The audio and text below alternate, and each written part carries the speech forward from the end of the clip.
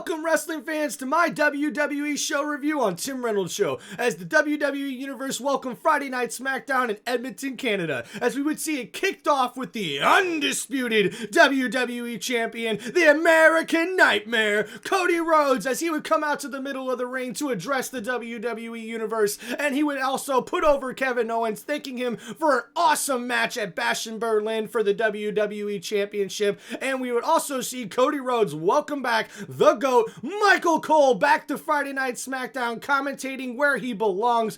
Welcome back, Michael Cole. But we would see Cody Rhodes interrupted shortly thereafter by the Bloodline and Solo Sikoa, who would come out to the middle of the ring, but would also tell the Bloodline to stay outside of the ring so he could talk to Cody Rhodes one-on-one. And in this conversation, we would see Cody Rhodes actually say that Jacob Fatu would be the guy who deserves a title shot for the WWE Championship. But Solo would turn it back around on Cody Rhodes, saying, I know what you're trying to do. I know you're trying to turn my enforcer against me, but that's not gonna work. So you want to challenge me? Fine. I accept your challenge for next week on Friday Night SmackDown for the undisputed WWE Championship. But we ain't gotta wait till next week. We can fight it out right here. As Solo Sikoa raises his hand and snaps his fingers before the Bloodline would come into the ring looking to attack Cody Rhodes, and Rhodes would be ready, but we would see DIY and the Street Profits come to the aid of the WWE Champion and have his back, but General Manager Nick Aldis would stop all the confrontation as he would come out and tell the Bloodline he's had enough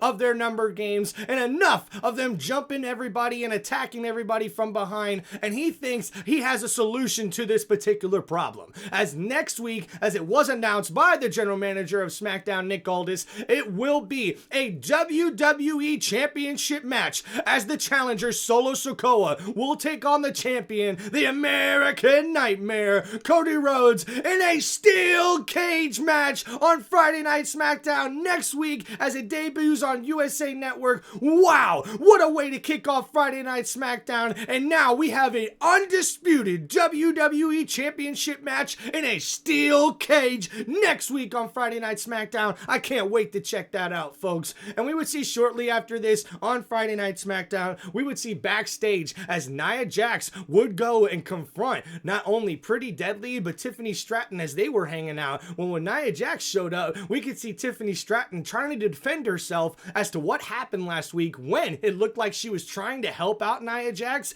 in her match, but actually it almost looked like she was about to cash in the Money in the Bank contract on her friend Nia Jax, who is the WWE Champion. And of course, Nia didn't like that very much after what happened last week, but Tiffany would deny all wrongdoing, but Nia Jax would say, hey, how about I come out and help you in your match tonight, just like you helped me in mine last week. So what a kind of crazy confrontation we had there backstage. And we would see next up on Friday Night SmackDown, we would have our first match of the night, as we would see Bayley return to action on Friday Night SmackDown and take on Miss Money in the Bank, Tiffany Stratton, in a one-on-one matchup. But it would not be long, folks, before we would see Nia Jax come out to the ring to get involved in this matchup to try to distract the referee to help Tiffany Stratton win. But we would see that this would backfire. As Nia Jax went to try to help, distracting the ref, she actually stopped Tiffany Stratton from getting a roll-up pin victory, who had Bayley on the mat for more than 3 seconds. But of course,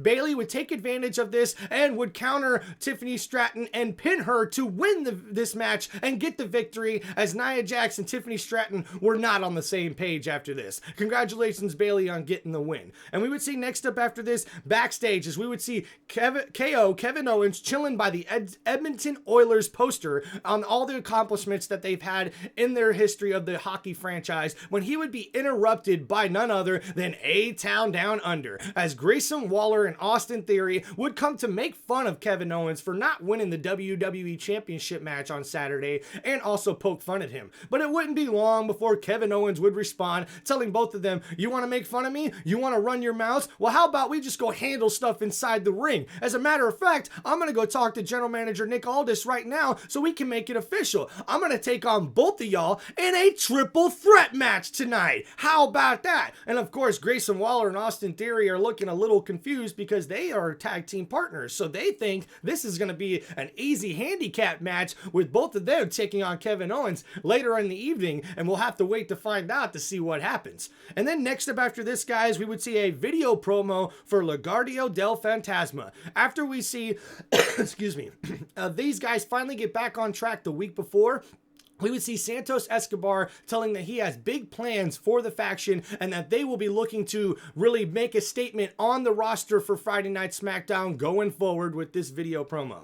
And then we would see next up the Friday night debut of Gennady Vinci as he would come out to take on Apollo Crews in his first matchup on Friday Night SmackDown as a singles competitor in this new sort of revamped storyline for him. But guys, it would not take long as 3 seconds later he loses to a roll-up pin to Apollo Crews. As Vinci was trying to take off his jacket, we would see Crews take advantage and roll him up for the 1-2-3 victory in literally less than 4 seconds. Right about 3 seconds, he would win this matchup. Probably the fastest pin ever on Friday Night SmackDown. Congratulations to Apollo Crews, but not a such good debut for Gennady Vinci.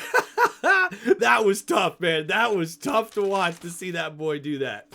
And then next after this, guys, we would see backstage a meeting with General Manager Nick Aldis, or a meeting of sorts, you would say, as Chelsea Green and Piper Niven come to bombard the SmackDown General Manager once again. But this would be interrupted by Michin, who would come over to talk to General Manager Nick Aldis about last week's matchup, looking to get a rematch for the WWE Women's Championship. Chelsea Green would interrupt her and say, "You don't deserve any other matches, as you got lucky with the match that you got last week." So Michin would say, "Oh, really? Well, since you're running your mouth so much, how about we handle things in the ring?" Which General Manager Nick Aldis definitely liked the idea of, as we would see these two ladies later on in the evening douche it out inside the square circle, as General Manager Nick Aldis made it official, and Chelsea Green and Piper Niven were not happy about it, but Michin was.